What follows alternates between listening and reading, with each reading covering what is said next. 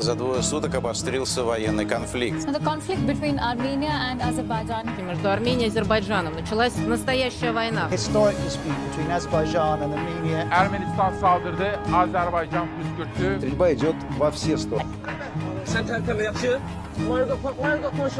Çətin bir vəziyyətə düşdükdə və öz acizliklərini gördükdə onlar mülki Azərbaycan əhalisini hədəfə alırlar. Coşqun Ənvəroğlu da Ermənistan Silahlı Qüvvələri tərəfindən qətlə yetirildi.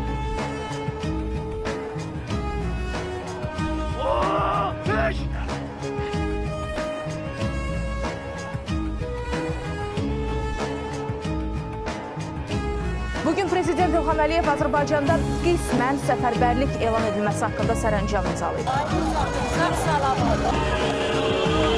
Böyük sayıda Azərbaycan vətəndaşı könüllü olaraq xidmətə müraciət edirlər.